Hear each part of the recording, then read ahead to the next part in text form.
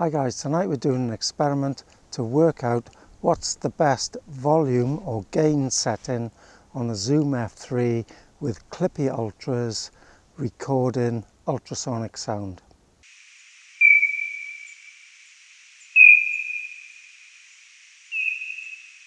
Okay, without recording bats, I've set up the Clippy Ultras on a tripod stand right there.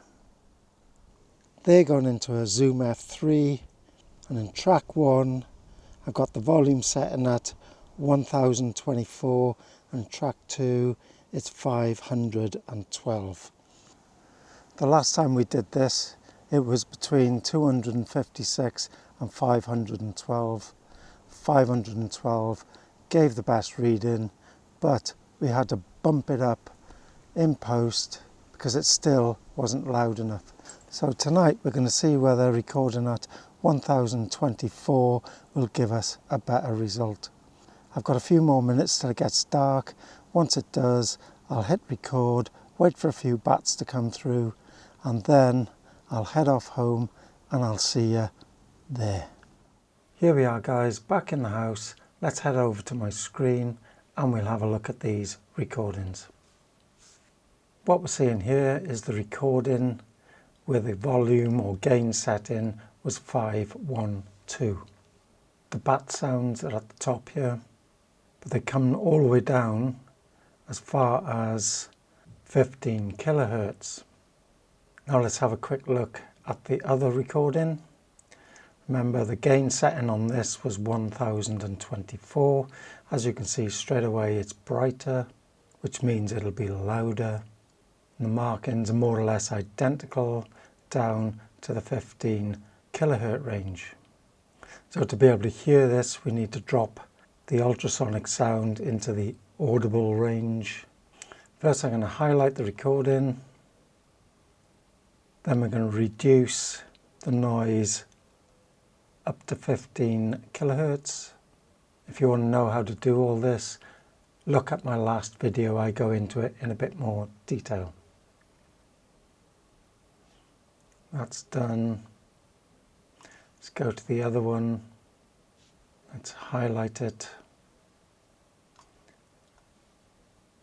Do the same. Shut that down. Now we're going to drop the ultrasonic into the audible. And to do this, we're using time and pitch. Bring that in. I'm going to stretch it all the way out to the 800, and the pitch shift is going to be a -36, which is 3 octaves I believe. Let's render that. That's done, and as you can see the sound is dropped into the audible range. Let's do the same for the other recording, the 1024. Okay, that's done. Let's get rid of that. We're just going to listen to a few of these regions to see where the indicator goes.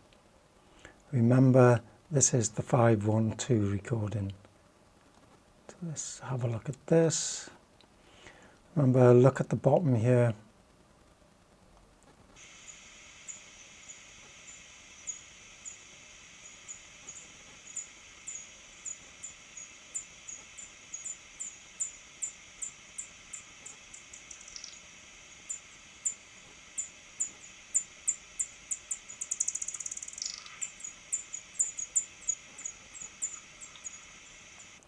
So nothing there is clipped.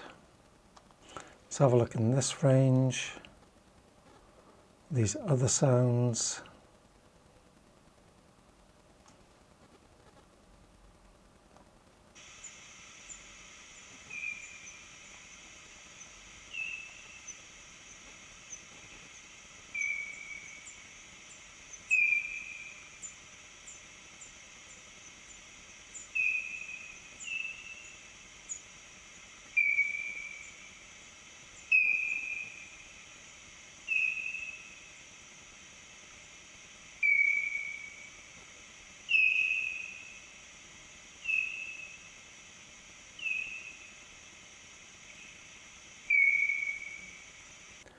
Nothing is clipped there either, and it's a pretty good level of sound, going all the way up to the -3.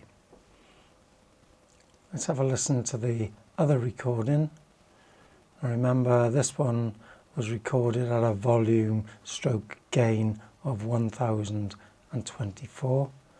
So let's have a listen to that earlier section, which is the same as the previous recording.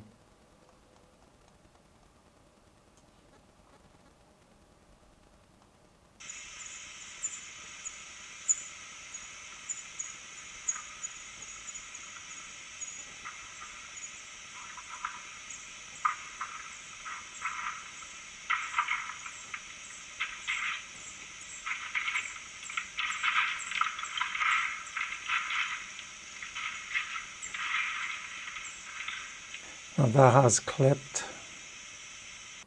Let's go up to this section.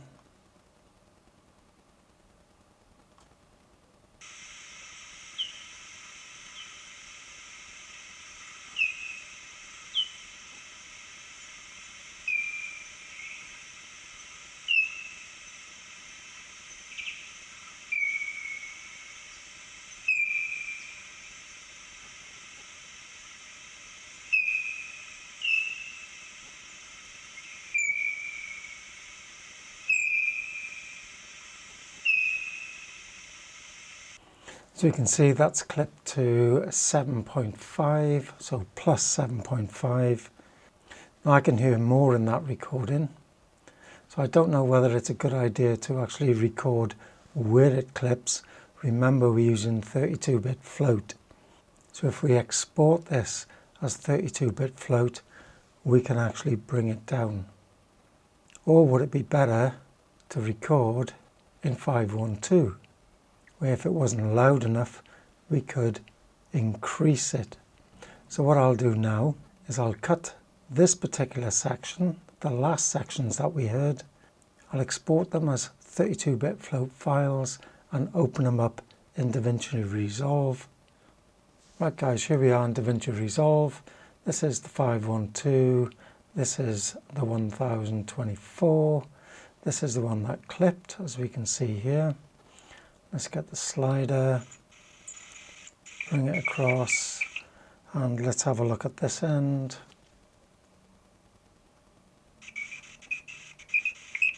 Yep, there it's clipping.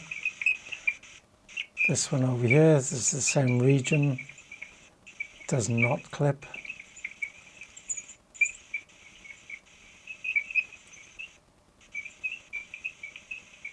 I think it went to -3. In RX, it looks quite similar here. How far would we need to bring this down to stop it from clipping? Let's have a look.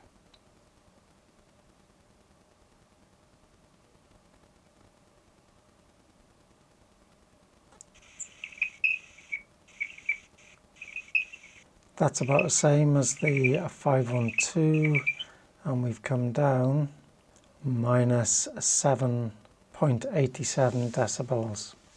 What I'll do, I'll put a before and after comparison at the end of this video so you can listen for yourself. I'll play the 512 as it is, and that'll be against the 1024 where the sound has been lowered to stop it from clipping.